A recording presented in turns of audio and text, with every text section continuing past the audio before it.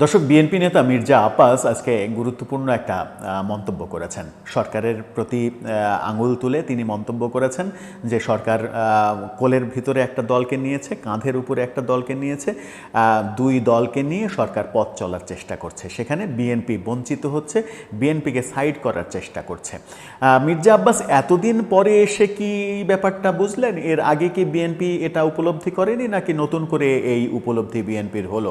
সেটা একটা বড় প্রশ্ন। যদি উপলব্ধিটা নতুন করে হয় তাহলে এখনই বোধহয় বিএনপির কী পদক্ষেপ নেওয়া উচিত সেটা ভাবা উচিত। আর যদি আগে থেকেই এই উপলব্ধিটা হয়ে থাকে তাহলে প্রশ্ন আসে, বিএনপি এতদিন চুপ ছিল কেন? বিএনপির চুপ থাকার কারণ কি? বিএনপি লন্ডন বৈঠকের পরে এত বেশি আত্মতুষ্টিতে ভুগেছে কেন?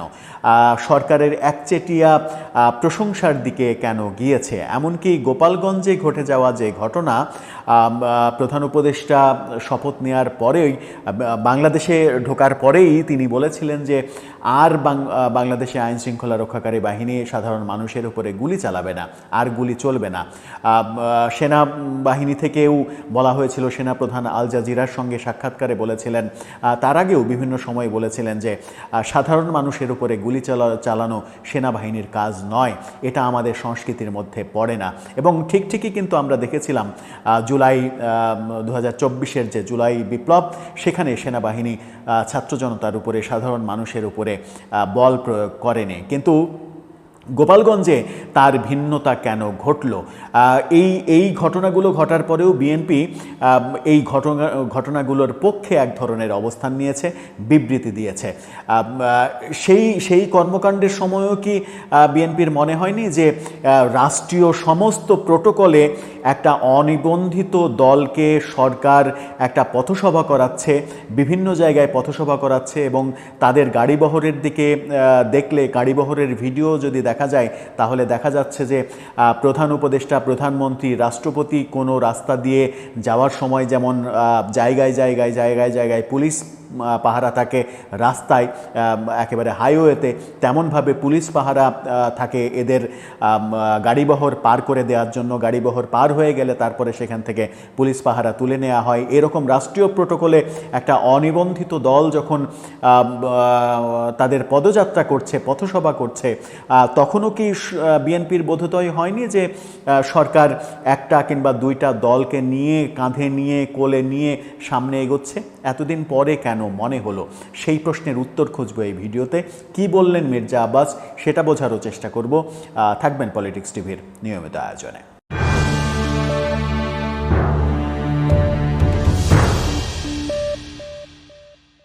দর্শক, পলিটিক্স টিভির নিয়মিত ভিডিওগুলো স্পন্সর করছে প্রজাপতি.টিভি, নতুন ওটিটি প্ল্যাটফর্ম। আপনারা চাইলে ইউটিউবে, ফেসবুকে, ইনস্টাগ্রামে, টিকটকে দেখে নিতে পারেন। ডেসক্রিপশন বক্সে লিঙ্ক দেওয়া থাকবে, সেখান থেকেও আপনারা দেখে নিতে পারেন প্রজাপতির কার্যক্রম। চলে যাচ্ছি মূল ভিডিওতে। বলছিলাম মির্জা আব্বাসের মন্তব্যের কথা। আর সংবাদের শিরোনাম যেভাবে হয়েছে সেটা দেখে নিতে পারেন।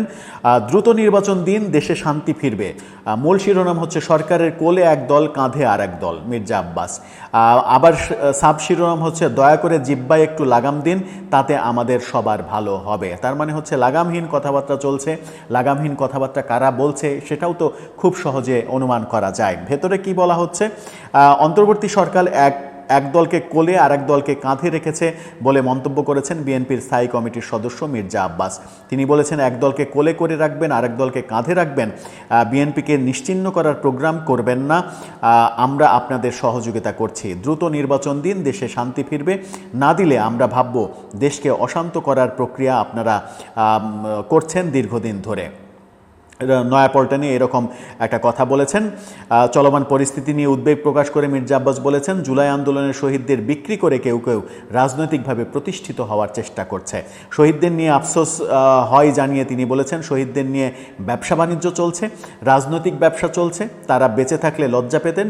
তারা যে কারণে জান দিয়েছিল, যে কারণে গুলির সামনে বুক পেতে দিয়েছিল, সেই কারণগুলো আজকে হচ্ছে না। পরিষ্কার দেখা যাচ্ছে এই ঘটনাগুলোকে নিয়ে বিশেষ কয়েকটি দল রাজনীতি করছে এবং শহীদদের বিক্রি করে রাজনৈতিকভাবে প্রতিষ্ঠা পাওয়ার চেষ্টা করছে। এরকম মন্তব্য তিনি করেছেন। এখন বিষয় হচ্ছে যে কথা তিনি বলেছেন যে সরকারের কোলে এক দল, কাঁধে আর এক দল। যে কথা বলছিলাম যে এনসিপি এখনও নিবন্ধন পায়নি, নিবন্ধন না পাওয়া সত্ত্বেও এনসিপির পেছনে যে রাষ্ট্রীয় প্রোটোকল ব্যবহার করা হচ্ছে, বাংলাদেশের ইতিহাসে কোনো রাজনৈতিক দল, এমনকি সরকারি রাজনৈতিক দলেরও কোনো অঙ্গ সংগঠন, সরকারি রাজনৈতিক দল যেখানে প্রধানমন্ত্রী সমাবেশে যান না, সেরকম সমাবেশেও কি এরকম প্রোটোকল আমরা কখনো দেখেছি গত 54 বছরে? একমাত্র প্রধানমন্ত্রী কিংবা রাষ্ট্রপতি যদি কোনো সমাবেশে কিংবা কোনো জায়গায় অবস্থান করেন, সেখানে রাষ্ট্রীয় প্রোটোকল ব্যবহার করা হয়, সর্বোচ্চ প্রোটোকল ব্যবহার করা হয়। সেরকম প্রোটোকল যখন একটা রাজনৈতিক দলকে দেয়া হচ্ছে, তখন বিএনপি কি মনে করতে পারে যে বিএনপি জীবনে এই ধরনের প্রোটোকল পেয়েছে কিনা? বিরোধী দলে থাকতে কিংবা সরকারি দলে থাকতেও তাদের প্রধানমন্ত্রী তারেক রহমান কিংবা প্রেসিডেন্ট থাকা অবস্থায় জিয়াউর রহমান যে সমাবেশে যাননি, সেই সকল সমাবেশে রাষ্ট্রীয় প্রোটোকল কি তারা দিয়েছে? উত্তর হচ্ছে দেয়নি। বাংলাদেশের ইতিহাসে কোনো রাজনৈতিক দল এরকম প্রোটোকল পায়নি। তার মানে হচ্ছে যে সরকারের এখনও যদি প্রোটোকল দেওয়ার সিস্টেম যদি চালু হয়, তাহলে সব দলেরই পাওয়ার কথা। বিএনপি কি সেটা পাচ্ছে? অন্যান্য দল, বাম দল কি সেটা পাচ্ছে? জাতীয় পার্টি কি পাচ্ছে না, বরং আক্রান্ত হচ্ছে। তাহলে একটা নিশ্চিত বৈষম্য চলছে। সেই বৈষম্য কেন চলছে সেটাও একটা বড় বিষয়। আজকে সংবাদ মাধ্যমে খবর এসেছে যে আগামীকালকে জামাতের মহাসমাবেশ, সেখানে উত্তরাঞ্চল থেকে 3 জোড়া ট্রেন সরকার বরাদ্দ করেছে জামাতের জন্য। 3 জোড়া ট্রেন দেয়া হয়েছে, সেটা নিয়ে নানা রকমের কথা হচ্ছে। যদিও সরকার থেকে জানানো হয়েছে যে ট্রেনগুলো জামাতকে ভাড়াই দেয়া হয়েছে, জামাত ভাড়া পরিশোধ করবে, সব হিসাব নিকাশ করে একটা ট্রেনের যে ভাড়া হয় সেই ভাড়া পরিশোধ করবে, এবং পরিশোধ করা ভাড়ার বিনিময়ে 3 জোড়া ট্রেন ঢাকা অভিমুখে আসবে এবং ঢাকা থেকে তাদেরকে নিয়ে যাবে। সেটা নিয়েও যথেষ্ট সমালোচনা হচ্ছে যে সরকার কি ট্রেন রিজার্ভ ভাড়া দেওয়া শুরু করলো কোনো রাজনৈতিক দলকে, কিংবা এরপরে এটা বিষয়ে আবার সাংবাদিক জুলকারনাইন সাহের এই প্রশ্নও তুলেছেন যে আগামীতে কেউ যদি বিয়ে শাদী করতে চান, পুরো ট্রেন যদি ভাড়া করতে চান, তাহলে অ্যাপ্লিকেশন করলেই পেয়ে যাবেন, এরকম সিস্টেম সরকার চালু করলো। বিএনপি ট্রেন ভাড়া চাইলে সেটা কি পাবে? কিংবা অন্য রাজনৈতিক দল ট্রেন ভাড়া, পুরো ট্রেন যদি রিজার্ভ করে চলে আসতে চায়, একটা এলাকার ট্রেন নিয়ে চলে আসতে চায়, 3 জোড়া ট্রেন যদি নিয়ে চলে আসতে চায়, সেটা কি পাবে? এই প্রশ্নগুলো, কিংবা অতীতে এই ঘটনা কি কখনো ঘটেছে? এখন যেগুলো ঘটছে সেই প্রশ্নগুলো আসছে। মির্জা আব্বাস মূলত যে দল দুটোকে ইঙ্গিত করেছেন, মূলত এনসিপি এবং জামাতকে ইঙ্গিত করেছেন, তারা সরকারের সুযোগ সুবিধা বেশি পাচ্ছে, এটা তো একেবারে প্রকাশ্য বিষয়। তো সুযোগ সুবিধা বেশি পাচ্ছে, আপনারা কি করছেন? আপনারা বসে বসে তো আমার মনে হয় যে চকলেট খাচ্ছেন, বেশ মজা করে আরাম করে চকলেট খাচ্ছেন এবং এই দৃশ্যগুলো দেখছেন। আপনাদের কাছে যদি এগুলো অসঙ্গতিপূর্ণ মনে হয়, তাহলে তো আগে থেকেই আপনারা সোচ্চার হতেন। আপনাদের তো সোচ্চার অবস্থা দেখা যাচ্ছে না। কথাই বলে যে একটি সরকার, সে যে সরকারই হোক, একটি সরকার স্বৈরাচারী হয়ে ওঠে কিংবা ফ্যাসিস্ট হয়ে ওঠে তখনই যখন সেই সরকার একটা ক্লিব কিংবা একাধিক ক্লিব বিরোধী দল পায়। বিরোধী দলগুলো যখন ক্লিব হয়ে যায়, কর্মক্ষম হয়ে যায়, তারা যখন ফাংশন করে না, তখন একটা সরকার ক্রমেই স্বৈরাচার হয়ে যায়, একটা সরকার ফ্যাসিস্ট হয়ে যায়। যেটা আমরা আওয়ামী লীগের সময়, আওয়ামী লীগের 15 বছরে, 15.5 বছরে দেখেছি যে একপাক্ষিকভাবে সরকার চালাতে চালাতে তারা কিভাবে স্বৈরাচার হয়ে উঠেছে। তাতে করে কি শুধুমাত্র আওয়ামী লীগের একার দোষ? বিএনপির দোষ নেই?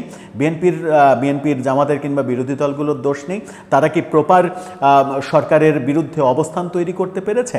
আমি যদি হিসাব করি, আওয়ামী লীগের আমলে আওয়ামী লীগ অন্তত 50 বার সুযোগ দিয়েছে বিরোধী দলকে সরকার ফেলে দেওয়ার মতো সুযোগ।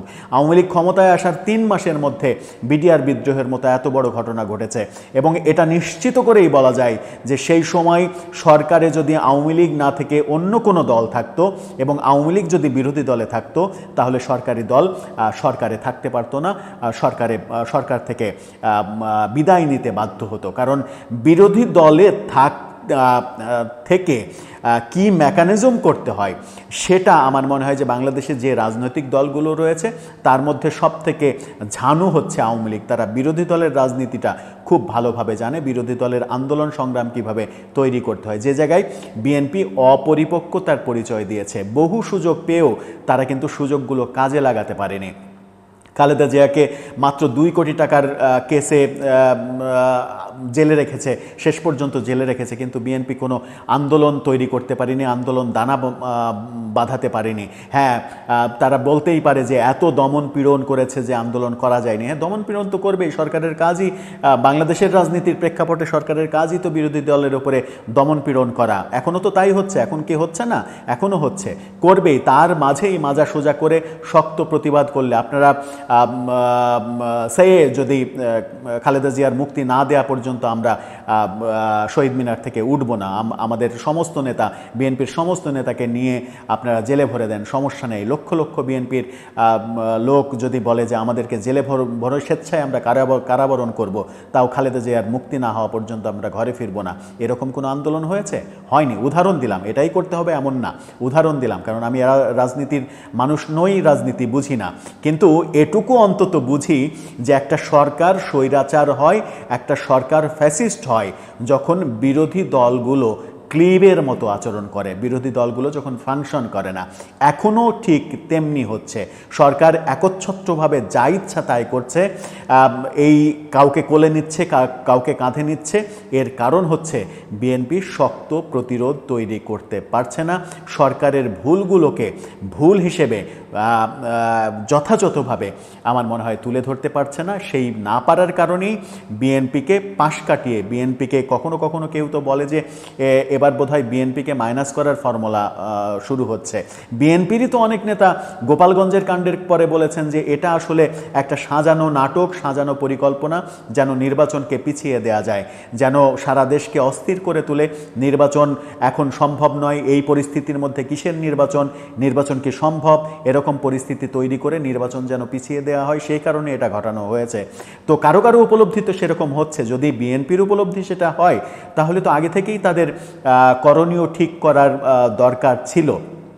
আমার মনে হয় যে সেই জায়গায় বিএনপি খুব একটা পরিপক্কতার যে পরিচয় দেওয়ার কথা সেটা দিতে ব্যর্থ হয়েছে। মির্জা আব্বাস হয়তো সঠিকই বলেছেন, কোলে এক দল, কাঁধে এক দল, কিন্তু এই সময়ে সব থেকে বড় দল বিএনপি, বড় দল হিসেবে সরকারের সব থেকে কাছে থাকার কথা ছিল তো বিএনপিরই। তারা কেন থাকতে পারলো না, কিংবা সরকার তাদেরকে রাখলো না কেন, না রাখা সত্ত্বেও বিএনপি সেগুলো মেনে নিল কেন, সেই প্রশ্নগুলো কিন্তু সামনে আসবে। দর্শক, আপনার মতামত কি, আপনার ব্যাখ্যা কি এই ব্যাপারে জানিয়ে লিখতে পারেন আমাদের কমেন্ট বক্সে।